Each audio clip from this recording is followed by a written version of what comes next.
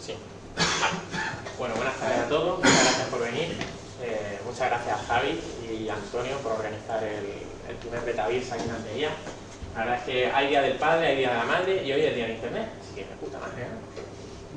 Bueno, para los que no me conozcáis, me llamo Javier Vidal, soy de aquí de Almería, tengo 23 años y el año pasado pues, estaba ahí donde estoy vosotros sentados, terminando la carrera en Ingeniería Superior de Informática.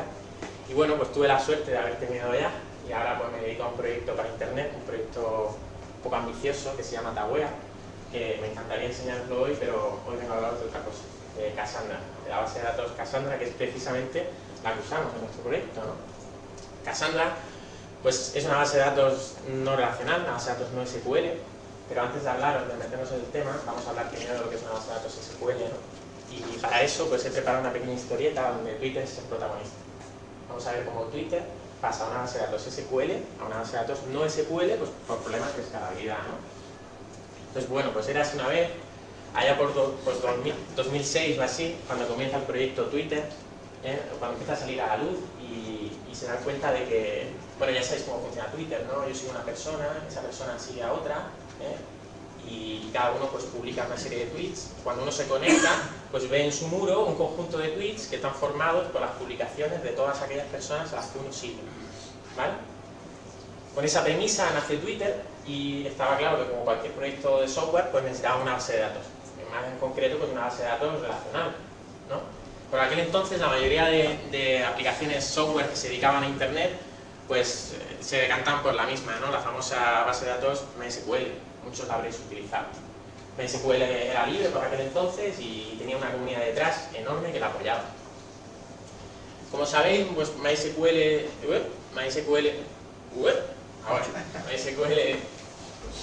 se organiza en tablas estructuradas, como digo yo, fuertemente tipadas, porque se definen mediante un esquema, y los campos pues son de un tipo. Y si tienes que meter un dato, pues tienes que meterlo bien formateado, y donde hay un número no puedes meter un booleano. Entonces las tablas tienen más o menos este formato, y si tuviésemos que organizar los usuarios de Twitter, lo haríamos en una tabla parecida a esa, ¿vale? Que crece en una dimensión, crece hacia abajo, crece en el número de usuarios. Entonces, además de ello, la base de datos SQL, como MySQL, una base de datos relacional, se llama así porque los datos están relacionados y el motor de base de datos nos permite relacionarlos mediante un esquema que definimos. Eso a su vez nos permite, mediante un lenguaje llamado SQL, pues acceder a los datos que están relacionados, ¿vale? Y el motor se encarga pues, de mantener la consistencia, la integridad, la atomicidad. En general, se encarga de mantener las famosas 4 reglas que se estudian en la carrera. Las reglas ACID, ¿no? Atomicidad, consistencia, aislamiento, durabilidad, que no la voy a explicar ahora, lo explica un profesor. Y bueno, pues cabalgando en MySQL, Twitter se lanzó, empezó a subir, empezó a llenarse de tweets, empezó a crecer, hasta que en 2009, de pronto, ¡pumba! Se dieron cuenta que aquello empezaba a coger un poquillo. La cantidad de recursos que necesitaban para escalar el sistema era desorbitada. Necesitaban una cantidad ingente de administradores de sistema, administradores de base de datos, para que aquello creciese. Tenían un problema de escalabilidad. Quisieron solucionarlo. Y entonces se dieron cuenta de que el problema en eso, el problema de la escalabilidad residía en las 4 famosas reglas ACID en las que se sustentan las bases de datos relacionales, las bases de datos SQL. Y entonces, bueno, pues hubo un pajarito que se le ocurrió pensar en las bases de datos no SQL, en las no relacionales. Partiendo de esta premisa de buscar un nuevo tipo de base de datos, pues decidieron a ver si tenían suerte. Y se encontraron una serie de proyectos no SQL que por aquel entonces ya empezaban a tener su renombre, empezaban a sonar por las conferencias, el proyecto pues, Cassandra, Redis, MongoDB, muy famoso, incluso ese que echaba mucho humo, el proyecto Voldemort, no me decía, es muy chulo.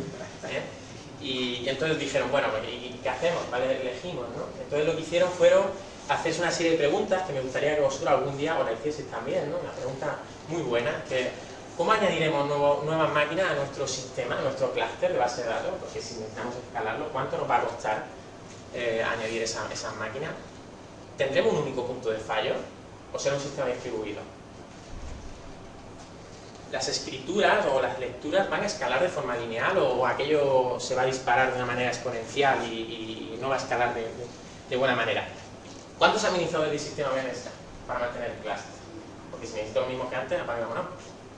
Si es un proyecto de software libre, hay una buena comunidad detrás, hay como en MySQL, hay gente detrás que la cuida, que cuida esa base de datos. ¿Cuánto esfuerzo y tiempo voy a necesitar para implementar esta base de datos?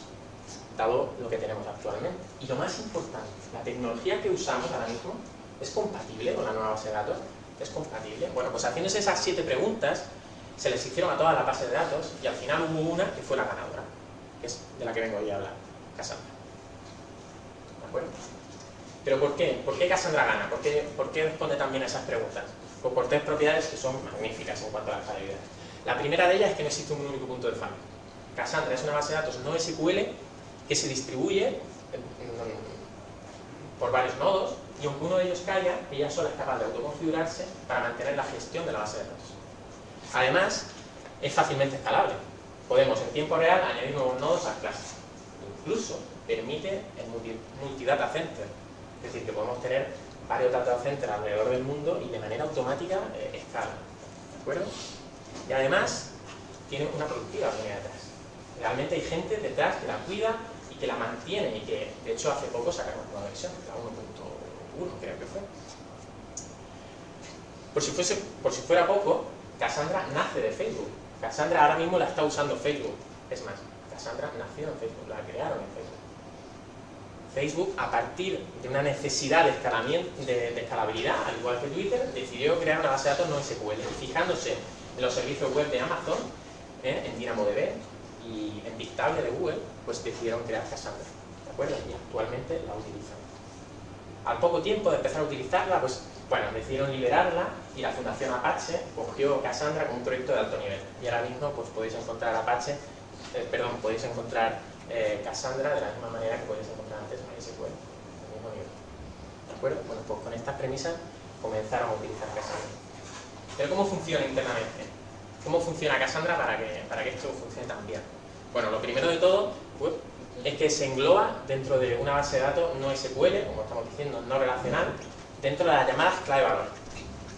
¿Qué quiere decir esto? Que para el acceso a los datos, tanto de lectura como de escritura, es tan sencillo como que, dado una clave, metemos un valor en la base de datos. Y si queremos obtener ese valor, utilizamos esa clave y recuperamos ese valor. ¿Vale? Sí, sencillo. Clave, valor, clave, valor. Además, no tiene esquema. Es decir, no se define la base de datos mediante un archivo que diga en cada campo lo que tiene que llevar. De esa manera, dada una clave, podemos meter lo que nos apetezca. Podemos meter un booleano, podemos meter un array con una imagen o lo que nos interese. No va a petar, no se va a quejar. Si metemos una fecha mal formateada, no se va a quejar. Dada una clave, podemos meter un valor. Y dada esa misma clave, recuperaremos un mismo valor. Además, es poner el calor. No tiene relaciones. El motor de base de datos no se encarga de mantener las relaciones entre los datos. De hecho, es que tú no las defines, las relaciones entre los datos. O sea, que eres tú, mediante tu lenguaje de programación, sea cual sea, PHP, JavaScript o lo que sea, define la relación que existe entre los datos y tú eres el que te encargas de relacionarlos mediante tus operaciones con la base de datos. De esa manera, tienes un lenguaje de programación mucho más sencillo, en el que pues, no se incluyen, como pasaba en la base de datos SQL, pues el group by, el join, el intermarcado, etcétera, etcétera, ¿no? Que son básicos de un lenguaje relacional.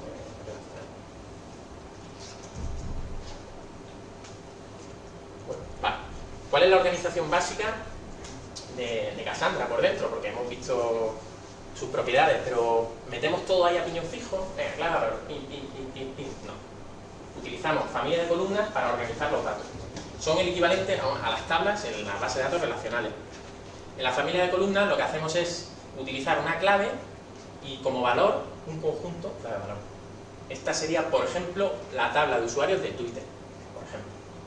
La familia de columnas de los usuarios de Twitter. Dado una clave, introducimos un conjunto clave-valor. Por ejemplo, el usuario 12314, pues alias Miguel Ángel, nombre Miguel Ángel. Biografía, web, Si os dais cuenta, lo de que no hay un esquema se cumple, porque hay usuarios que a lo mejor tienen web y otros que no. Y hay unos que tienen localización y otros no. porque a la base de datos le da igual, tú metes lo que quieras. ¿Cómo crece una familia de columnas? Pues la familia de columnas crece en 2 dimensiones. ¿Por qué? Porque ya no solamente crece el número de usuarios de la base de datos, sino que es que además pueden crecer los campos que tiene cada usuario. ¿Vale? Además de la familia de columnas están las supercolumnas, que es darle una simple vuelta de hoja más, una dimensión más. Ahora lo que tenemos es que dado una clave, tenemos un conjunto de clave-valor, cuyo valor es conjunto de clave-valor, es decir, una dimensión más. Esto podría ser, por ejemplo, la bandeja de entrada de mensajes de Twitter. Para cada usuario tendríamos varios mensajes en su bandeja de entrada y para cada mensaje tendríamos pues el autor, Miguel Ángel, el texto, tal, la fecha, tal. ¿De acuerdo? Es decir, que tenemos una dimensión más, le damos una dimensión más a los datos, al almacenamiento de los datos. ¿Cómo crece una base de datos como Cassandra en la supercolumna? En 3 dimensiones. Porque no solamente crece en el número de usuarios que tiene vuestra supercolumna, sino que crece el número de mensajes que puede tener cada usuario y además crece el número de valores que puede tener cada usuario, cada mensaje. ¿Vale? Ya hemos visto cuáles son sus propiedades que le hacen tan activa en cuanto a la realidad. Ya hemos visto por qué, ya hemos visto cómo se organizan. Lo que queda por ver es las operaciones, meter un poquito a jugar, ¿no? Las operaciones son muy básicas, son 3 o 4. Voy a enseñar 2. La primera, obtener datos de la base de datos. Fijaos qué sencillo es. Pasar por parámetro un índice. Con eso tenemos datos, que va a ser un diccionario, una array asertivo, una tabla hash, como queráis llamarlo, ¿de acuerdo? O un objeto. ¿Cómo hace el get en supercolumna? Pues de la misma manera. Solo que en vez de obtener un diccionario, vamos a obtener un diccionario bidimensional de 2 dimensiones. Ya está. ¿De acuerdo? ¿Cómo se insertan? Bueno, perdón. Una de las cosas chulas que tiene Cassandra es que vamos a hacer un get, que es dado un array de índices, obtenemos un array de valores. Lo cual vemos que nos facilita mucho trabajo. Aparte de los get, vamos a hacer inserción, la base de datos, como es lógico. Para ello, lo único que tenemos que hacer es declarar un diccionario, un adjetivo, como queráis llamarlo, y insertarlo utilizando clave. Sabiendo que luego utilizando la clave no tengo nada de seleccionar, así de sencillo. ¿Cómo se inserta una supercolumna? Pues de la misma manera, en el diccionario, un diccionario bidimensional. Pero bueno, lo mejor yo creo que después de haber visto todo esto y de la operación y de todo en el que se organiza, que hagamos un ejemplo para dejar todo un poco también. ¿Vale? Como ejemplo, se me ocurre un escenario, podría ser ver las publicaciones que aparecen en tu muro de Twitter cuando te conectas a Twitter, cuando te conectas, ves una serie de Twitter, pues ver el escenario. ¿Cómo haría una base de datos como Cassandra? Una base de datos no SQL, a diferencia de una base de datos SQL. Lo primero, supongamos 3 tablas. La tabla usuario a la izquierda, que sería una familia de columnas en este caso, a la izquierda, con su clave y su valor, fijaos. Su clave, su valor, un diccionario. Aquí a la derecha tenemos la familia de columnas de tweets, donde tenemos también su clave y su valor, ¿vale? Donde aparecen los detalles de cada mensaje, de cada tweet, pues el autor, el contenido, etcétera, etcétera.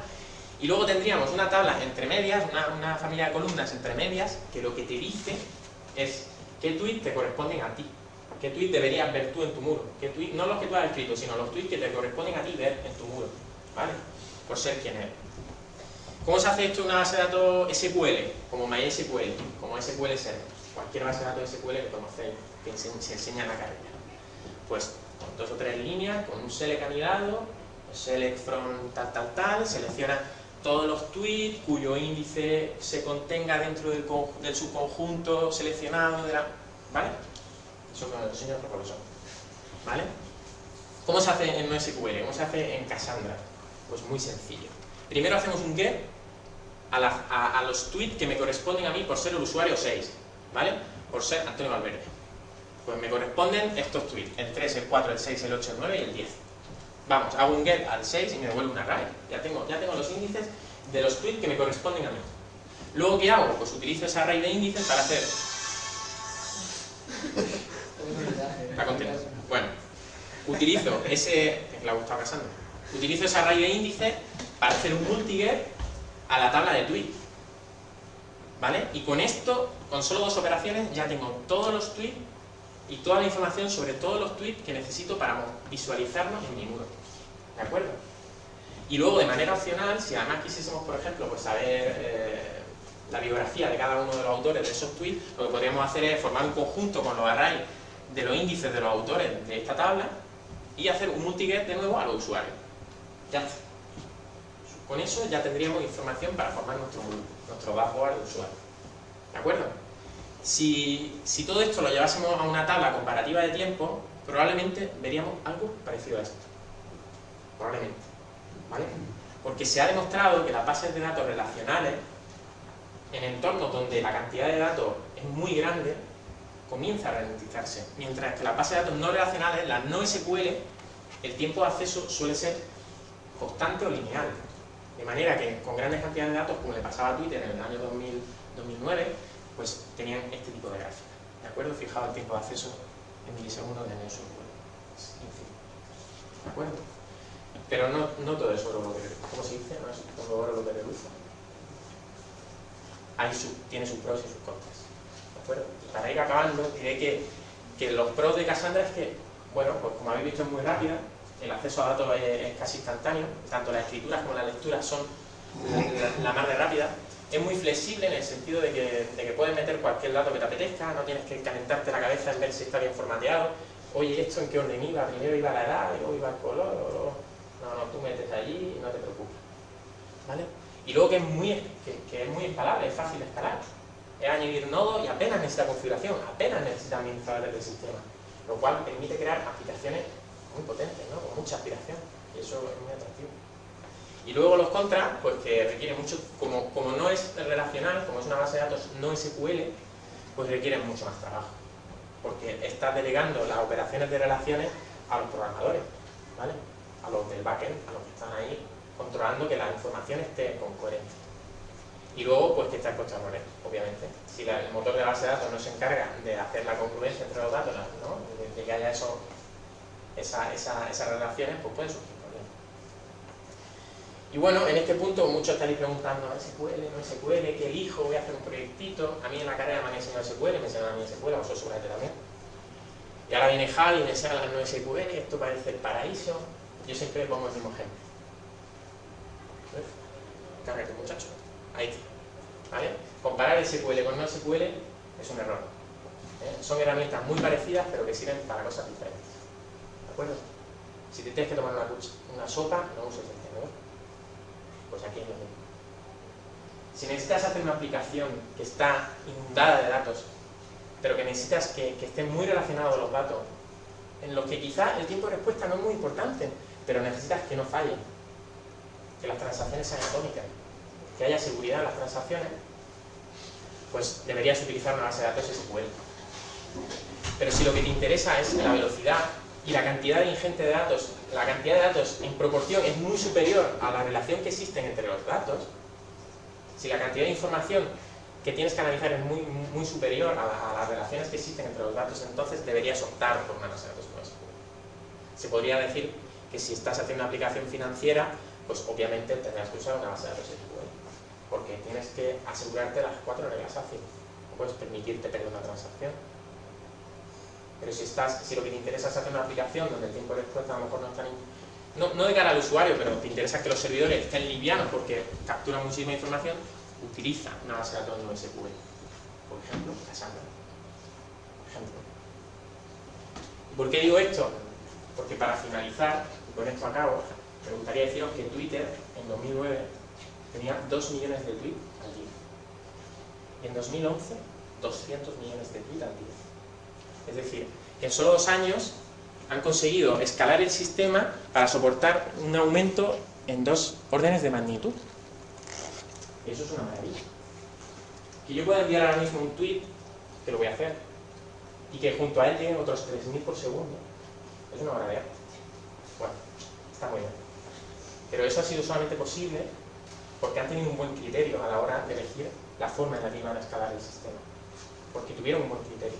Nosotros, en Tawea, estamos utilizando también Cassandra como Twitter, pero no es definitivo, porque todavía lo estamos estudiando, estamos trabajando en ello, lo estamos analizando, porque lo importante es mojarse, lo importante es sentarse ahí y programarlo, desinstalar Cassandra, volverla a instalar, probarla, analizarla, medir, eso es lo importante. Ahora nos toca a nosotros medirlo y analizarlo, que a lo mejor en un futuro os toca a vosotros. Yo solo doy un consejo, y es que no os dejéis llevar por lo que dice en Internet, que tengáis vuestro propio criterio. Muchas gracias.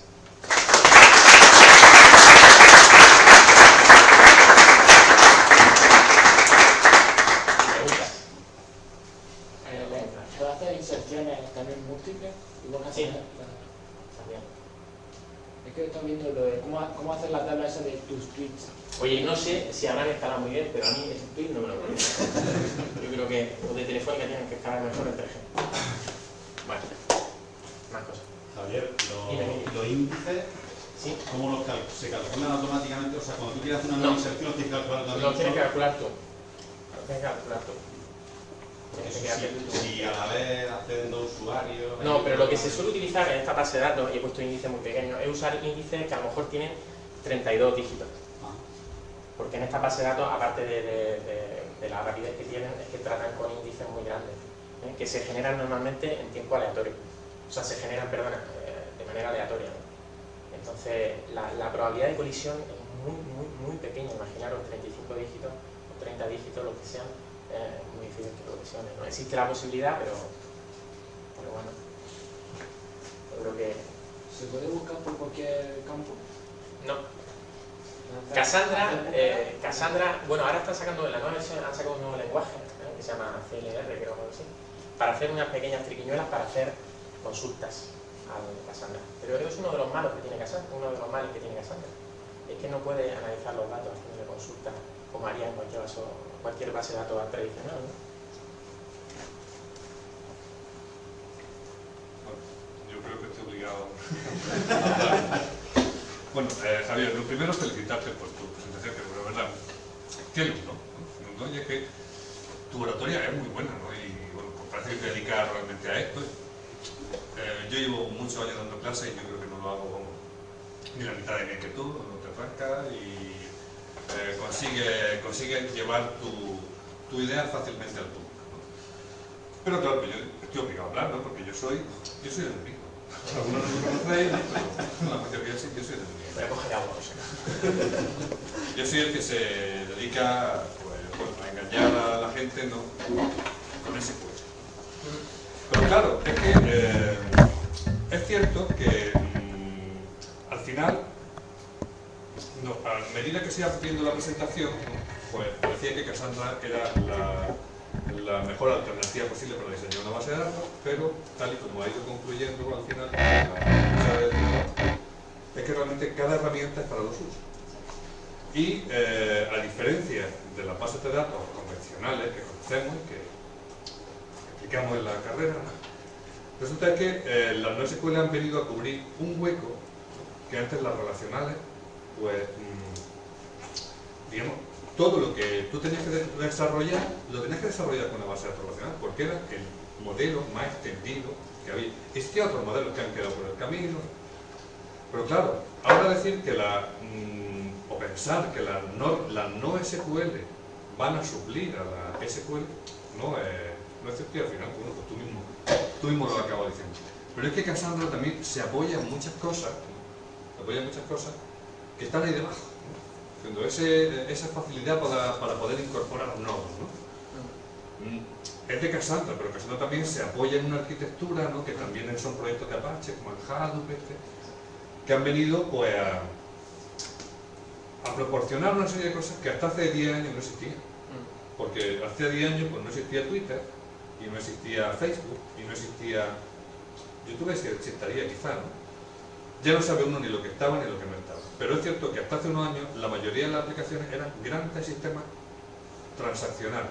Era una super multinacional de seguros, una super multinacional de vuelos, una super multinacional de no sé qué, que lo que necesitan es un sistema transaccional. ¿Por qué es lo que necesitan? Porque sus 4 operaciones, sus 4 propiedades ACID tienen que mantenerse.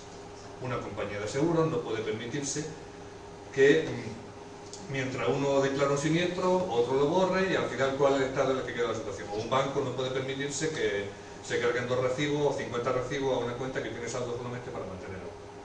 Porque en las relacionales, la SQL, los datos, mejor dicho, la base de datos se diseña pensando en los datos.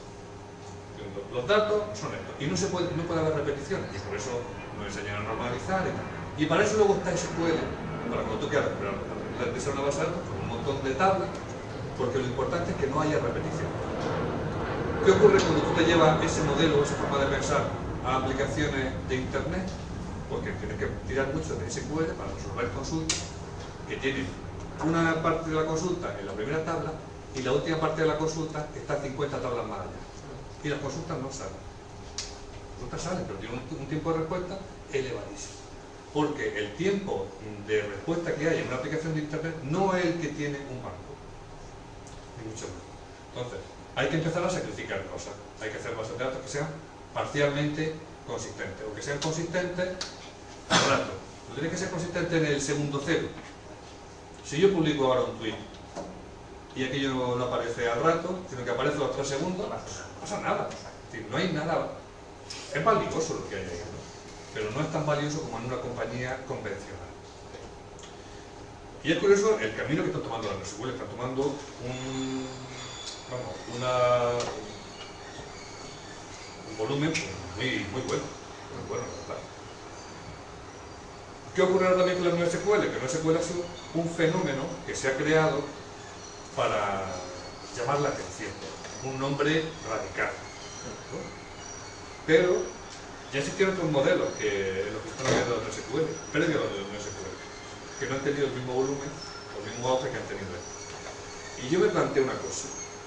Las NoSQL ahora surgieron intentando decir que NoSQL no sirve y tal. Pero por ejemplo Cassandra ya tiene hay un libro por ahí que es de la O'Reilly, que me parece que es el único libro que había de... Bueno, es de los únicos pocos libros que hay de Cassandra, que no sé de qué año, es que es de ahora. Pero ya no sirve. Es que ya no sirve. No sirve porque ya hay una versión 1 que sí incorpora, ya sé, hay el lenguaje de consulta SQL, ya sé SQL. Y quería hacer una cosa importante, pero es que no sé si se me ha ido. No he ido tomando nota y me voy enrollando, voy pasando de una cosa a la otra. Pero... bueno, sí. Que me pongo a hablar, yo nunca tengo nada que decir, pero luego me tomo la hora. Algo muy importante que has comentado. Pues también por aclarar un poco, es decir, cuando Javier, también que agradezco que me haya invitado, ¿no? Me comentó, oye, mira, porque está el evento este de Betavirs y tal. Y yo le agradecí que al enemigo lo inviten a este tipo de cosas, ¿no? Porque aparte disfruto, ¿no? Disfruto porque veo lo que hacéis realmente y cómo os movéis en vuestro ambiente y me encanta. Me encanta verlo, es decir, yo he sido uno y sigo siendo uno de los vuestros, ¿no? En los que hay que buscarse las cosas por su cuenta, no todo lo dan resuelto, y muchas veces cuando dan las cosas resueltas son cosas que no están hechas en medida. Entonces me gusta verlo en vuestra salsa, de verdad, disfruto con eso. Pero entonces yo me animé y dije, tipo, ya que viene Javier a una charla de esto, pues quizás podía hablar yo también de NoSQL o de MongoDB, que le he estado trasteando también. Digo, quizás, pero no me daba tiempo a prepararme. Y aparte, digo, tampoco... Yo primero quiero estudiar el ambiente que hay, no vaya a ser que prepare una presentación que no vaya en el ambiente, efectivamente, me habría equivocado perfectamente. Entonces, en las bases de datos convencionales, las restricciones sobre los datos y las restricciones sobre muchas de las operaciones quedan en la base de datos. Luego, cualquier aplicación que vaya a atacar la base de datos tiene que cumplir esa restricción. Y no como comentas tú ahora, que dices, no, es que esa restricción ahora vale en la aplicación. ¿Y si en la aplicación ahora que hace otro no implementa esas restricciones de esa manera o no implementa ninguna? Pues se la salta todo. Entonces, el precio que se paga con una SQL es que las SQL se diseñaron para eso, para no tener que descargar nada a la aplicación. ¿Qué ocurre ahora? Porque hay aplicaciones que no pueden permitirse el lujo de tener a miles de usuarios esperando. Puede que empezar a saltarse cosas. ¿Y cuántas aplicaciones hay para...? ¿Tú programas aplicaciones que manejan el Big Table de Google? Y la base de datos es de ellos. Y como mucho te van a dar una API para que tú la uses, bajo su criterio. Y cuando tú das o Twitter, pues la base de datos de Twitter, ¿quién la toca? Una aplicación, la aplicación de Twitter, nadie más. No es como ahora, pues, seguro AXA o qué sé, una gran multinacional. Pero no. Ahora tenemos aplicaciones de escritorio, unas cuantas, repartidas en distintos sitios, distintas aplicaciones web, y todos atacan a la misma base de datos. Es la base de datos la que tiene las restricciones definidas por Dios. Entonces, pues claro, en el caso de las grandes aplicaciones de internet, todo funciona de otra manera diferente. Es que hay un proveedor de servicio que es el que provee la base de datos y el que tiene la aplicación. Entonces todo cambia radicalmente.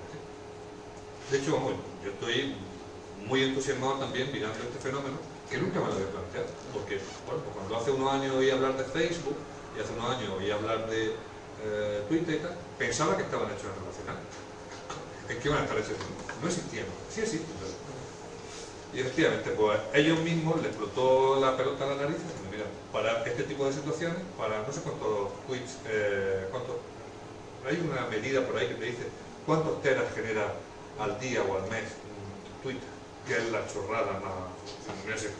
¿Qué modelo de datos tiene Twitter? Sí. ¿Qué volumen de datos maneja Twitter? Es decir, los registros son muy pequeños. Pero claro, cuando las cosas te crecen 30 teras al día, y ahora que empezamos a poner aquí. Entonces, pues, ha empezado muy bien diciendo, necesito que sea escalable fácilmente, con máquinas sencillas. Y claro, para eso, Google es la que veo yo que es la que ha tirado de todo. Sí. Creó su modelo de archivo, ahora Apache ha creado su proyecto aparte, y todos van copiándose de Google para hacer lo mismo que ha hecho. Pero bueno, Javier, que la verdad que me ha gustado mucho tu presentación.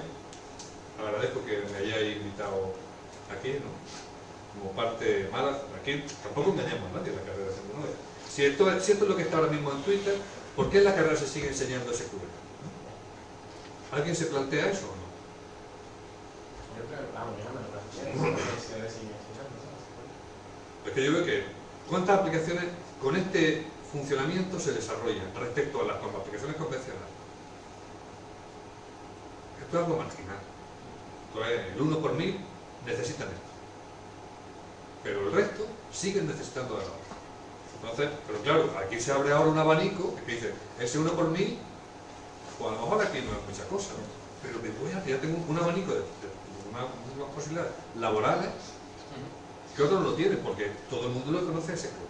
Entonces, pues aquí, yo animo a que os metáis aquí, porque aquí hay mucho trabajo. ¿Me permites un minuto de Sí. Bueno, lo primero, darte las gracias porque las palabras que me has dicho me ha sorprendido que viniese y encima esas palabras ya. Pues dependía de lo que quieras. Lo del enemigo no me ha gustado porque no somos enemigos. No, que el enemigo soy yo. Y que para darte un punto flaco a tu favor, decir que todo lo que he contado en parte es cierto, pero Facebook no utiliza todo no SQL. Facebook solo utiliza no SQL para el muro del usuario. O sea, aquí no es tirar las SQL y ponerse a trabajar con SQL. Incluso grandes multinacionales como Facebook o como Twitter no lo utilizan en su totalidad, ni mucho menos. Es más, Twitter, de la que he estado hablando todo el rato, ni siquiera utiliza Cassandra para los tweets.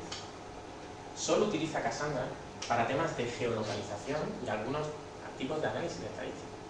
Es decir, lo que está diciendo él es completamente cierto, no hay que descartar y los casos en los que se puede utilizar una base de datos no SQL es 1 por 1000, es una realidad. Y es en un entorno muy específico, ¿vale? Así que quizá la he vendido demasiado bien, pero es cierto, las SQL están ahí y van a seguir estando ahí y deberían seguir estando ahí porque son una solución a un tipo de problema genérico y que se debe estudiar. Tuve una presentación no hace mucho, que también con el motivo del 5 aniversario de la escuela, ¿no? Pues trajeron también un señor de una empresa, de una gran empresa nacional, y alentaba, ¿no?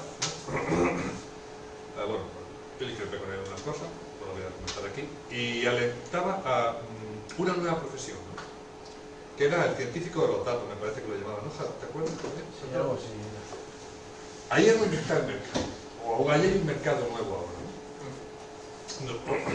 Sale lo que... las Big Data. Se oye mucho hablar de Big Data últimamente. ¿Qué es el Big Data? Ahora, Facebook, no es lo que Facebook publica, no es lo que Facebook publica al día, ¿no? Sino ahora, ¿cómo quiere analizar Facebook sus datos? O por ejemplo, Yahoo. Hay un ejemplo de Yahoo que yo no soy usuario de Yahoo, ¿no? Tengo una cuenta en Yahoo y tal, pero al parecer Yahoo y Google también lo hace, sí, todo lo hace. En función de la cuenta de usuario, cuando tú abres tu página de inicio, tú tienes personalizado tu página de inicio con las cosas que te gustan, las noticias que según tu perfil van, los anuncios que según tu perfil van, las compras que según tu perfil van. Entonces, para personalizar ese tipo de datos, Yahoo utiliza su base de datos. Pero lo que tiene que analizar son los distintos clics que tú vas haciendo desde tu noticia. Si la gente que tiene entre 20 y 25 años, como es tu perfil, son de esta zona de España, tienen este perfil de estudio, el no sé cuántos por ciento utilizan, hacen clic de aquí a aquí, pues existe un 7% de probabilidad de que usuarios de este tipo lo hagan. ¿Qué es lo que ocurre? Pues, vale, la solución me parece brillante, ¿no? El problema está que tienes que analizar cuántos trillones y cuatrillones de datos tienes que utilizar al cabo del mes para eso. Eso te almacena una base de datos, de acuerdo. Pero yo necesito ahora que para el mes siguiente tengo que analizar los datos del mes anterior, pero si no acabo de procesarlo, ¿qué lo hago? Entonces, los de Yahoo han impulsado también el fenómeno de todo el rollo que hay ahora con torno a lo de los Big Data. Están utilizando el Hadoop de Apache, están utilizando como base de datos la HBase, me parece, que también es otra de las NoSQL. Y han pasado de procesar sus datos en cosas así como de un mes, procesan en otro. Gracias a todo el fenómeno. ¿Qué ocurre? Porque hay una parte de su negocio que la vuelca a una NoSQL, porque es la que realmente... aquí no va a haber ahora transacciones, aquí no va a llegar nadie ahora y va a introducir varios registros simultáneamente. No, ese problema está resuelto. Ahí están los datos, ahora, pum, muéveme eso rápido. Entonces luego las secretarías de minería de datos también se montan sobre eso.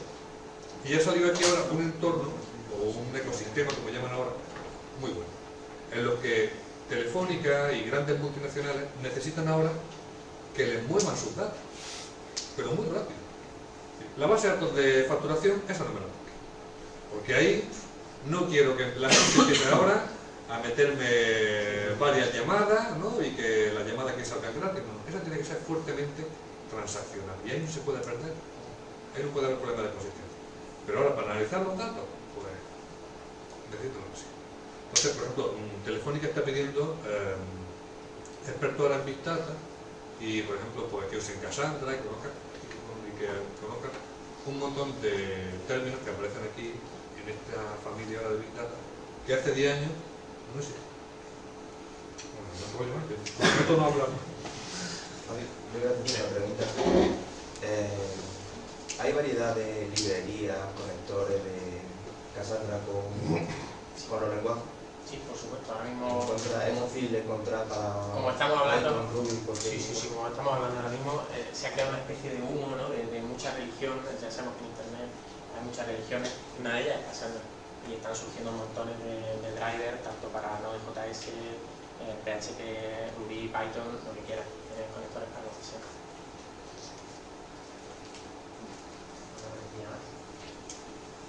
¿Y existe un framework para que estemos todos contentos? Los que nos gusta... ¿Framework?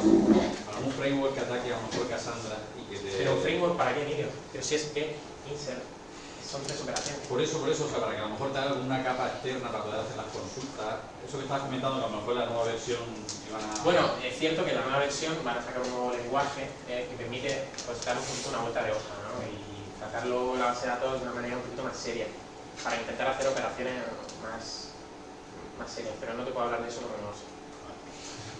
Esa coyunción, en la versión 1 hay un SQL para... no sé cómo lo llaman, ¿entiendes?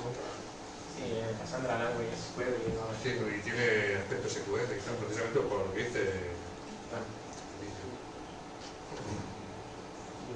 Bueno, yo no conozco el proyecto, pero me gustaría saber por qué estás planteando utilizar el SQL en tu proyecto. Bueno, ¿cómo te llamas? Antonio. ¿Cómo has dicho? Antonio Jesús. Bueno, Antonio Jesús, muy bueno. Estamos haciendo un proyecto web, si se ha deducido todo esto, estamos haciendo un proyecto web. Y cuando empezamos, pues nos lo planteamos, como he dicho, ¿no? Que hay que plantearse, hay que luchar. Y nos dimos cuenta que lo que nosotros estamos haciendo, que os lo contaré otro día, era más no transaccional, sino en cuanto a flujo de datos que no requerían, como él ha dicho, una consistencia parcial, en el que no importaba tanto que las transacciones se cumpliesen y se replicasen los datos de una manera perfecta a lo largo de todo el clúster, sino lo que queríamos era que los datos estuviesen disponibles, hubiese una alta disponibilidad, porque lo que íbamos a tener, o eso esperamos, es millones de usuarios conectándose a nuestra web, a nuestro sistema. Entonces, en ese entorno en el que necesitamos respuestas rápidas de millones de usuarios que están haciendo pequeñas inserciones en base de datos y pequeñas lecturas, no podemos esperar a que nuestro clúster distribuido, ojalá por todo el mundo, diga, pues oye, voy a mandar un dato, espérate, que en Bélgica todavía se está escribiendo. Voy a leer aquí en Toronto, espérate que todavía estoy escribiendo un dato. Entonces, en cuanto nos dimos cuenta de que nosotros íbamos a hacer un tipo de aplicación en el que la relación de los datos no era lo importante, sino la disponibilidad de ellos, optamos por Cassandra, optamos por SQL. ¿Te vale la respuesta? O si quieres te digo también por qué Cassandra y no MongoDB. Y la migración, una vez que tenga el sistema con esa necesidad, Sí. para pasar ya entonces a una parte no SQL como es el Twitter o Facebook, que en realidad solamente tiene unas porciones, según habéis comentado. Bueno, fíjate, Twitter quería en 2009, que es cuando comenzó la migración, en 2010 creo, cuando comenzó la migración pensaba que todo el sistema lo iba a basar a Cassandra, pero como os he dicho, todavía van muy lentos, porque la migración es lenta, es complicada. ¿Vale? En nuestro caso tuvimos la suerte de que empezamos casi desde el principio con la idea de hacer una NoSQL, ¿no? Somos gente que terminamos de la carrera, estamos fresquitos, leyendo todos los días artículos nuevos, ¿no? Y tuvimos la suerte de optar con esta corriente nueva de NoSQL y subirnos al carro de ella, ¿no? En cuanto a la pregunta de por qué Cassandra y no otra base de datos, pues si os fijáis y buscáis ahora cuando terminéis un poquito de NoSQL por internet, os daréis cuenta que surgen nombres por ahí, MongoDB, Voldemort, Redis, HBase, y si te pones un poco a analizarlas, pues hay algunas como MongoDB en especial que tienen una gran comunidad detrás. Si buscáis, por ejemplo, proyectos, seguro que de MongoDB encontráis 2000 y de Cassandra 500. Pero ¿cuál es la verdad? Pues que uno tiene que elegir cuál es el criterio que le conviene mejor. En nuestro caso, MongoDB, que es otra base de datos no SQL, es una base de datos orientada a documentos donde puedes meter grandes cantidades de objetos en base de datos. No como lo que enseñaba ahí, venga, usuario Miguel Ángel, nombre Miguel Ángel, edad 23, ya está. No, el MongoDB te permite meter datos mucho más complejos. A nosotros no nos interesaba eso. A nosotros nos interesaba encontrar una base de datos no relacional que fuese fácilmente escalable. Y MongoDB, para un solo clúster de un nodo o dos nodos, es muy fácil de configurar y muy sencillo, ¿no? Pero sin embargo, Cassandra, lo bueno que tiene Cassandra es la forma que tiene de escalar. La poca configuración que necesita para añadir nodos al sistema. O sea que, si elegimos Cassandra, yo creo que ha sido por la facilidad que vamos a tener para en un futuro escalar. Sabiendo que escalamos. ¿Verdad? Y con esas pretensiones, con esa... Esperáis tener muchos usuarios, ¿no habéis pensado en cómo habéis descartado alquilar un servicio cloud? Bueno, en principio también lo pensamos, ¿no? Era lógico que intentásemos delegar ese tipo de cosas a los servicios cloud, pero yo creo que es un poco como utilizar los frameworks, ¿eh? Y ahí, por ejemplo, también cuando uno empieza, yo creo que lo mejor es que te pongas tú manualmente e intentes hacer las cosas, porque es la mejor manera de que aprenda y sea, digamos, dueño de lo que hace, ¿no? Y luego aparte, yo lo he visto muy caro, ¿no? Y tú sabes lo fácil que es mantenerte un Cassandra te montas un VPS o dos servidores virtuales, te montas un Cassandra en cada uno de ellos y mantienes una base de datos, además que la controlas tú, que tienes que aprendes de ello, digamos, ¿no? De una experiencia. Claro, obtienes experiencia por un módico precio.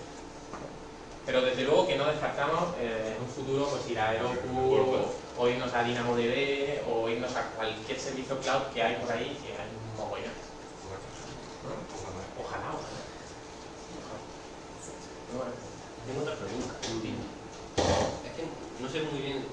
Sé que hay una base de datos, son base de datos de grafo. Sí. ¿No? ¿En Cassandra entra? No. Dentro de la NoSQL hay bases de datos orientadas a clave de valor. Sí. Orientada a esta es clave de valor. Hay otra orientada a documentos, hay otra orientada a gráficos. Y no sé si me creo que alguna vez. ¿Usasteis alguna base de datos de grafos como por ejemplo Node4j? No, porque el tipo de información que teníamos es que lo vimos muy claro, ¿no? Digamos, las necesidades que teníamos en cuanto a la estructura de la base de datos, la familia de columnas y la supercolumna como que nos venían a ver. Lo de cuadro de la Cassandra, ¿no? ¿Eh? Lo de cuadro de la Cassandra. Lo de cuadro era Cassandra, es que nos vino como anillo al dedo, por así decirlo, ¿no?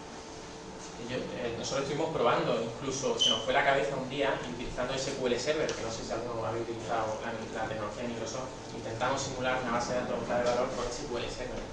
La gente nos veía con una cara de loco, ¿no? Eso que hay que probar, ¿eh? Hay que probar. Yo hablo de Cassandra y mañana vendrá la niña a hablar de cualquier otro.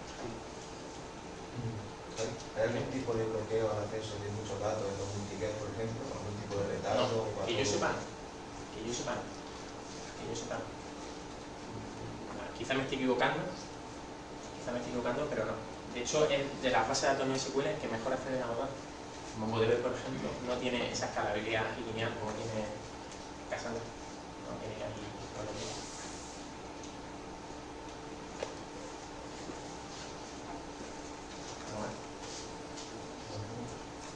Pues ya está, si no hay más preguntas, yo creo que vamos a finalizar Betavies por hoy. Queda lo mejor ahora. Bueno, claro, que eso, que lo importante viene ahora, la cerveza de después. Así que nada, que muchas gracias por venir a todo el mundo, que no esperamos que viniera tanta gente, la verdad. Hemos pasado un éxito, la verdad, que no lo esperábamos. Una foto. Y nada, nada, foto de familia ahora. lo que pretendemos es que todos los meses haya un encuentro mensual y queremos que sea el tercer jueves de cada mes, así que lo más seguro es que el tercer jueves de junio pues haya otro Betavies. Y nada, que bombardearemos por las redes sociales y pues le pillemos todos los canales posibles para informar del nuevo evento. Con los ponentes y la Importante, rellenar formulario para dar charlas en talleres, que si no, no tenemos. Yo doy otro, ¿eh? No, Bueno, yo quiero aprovechar ya que he hablado, para darle un fuerte aplauso a los organizadores del Betavies, que espero que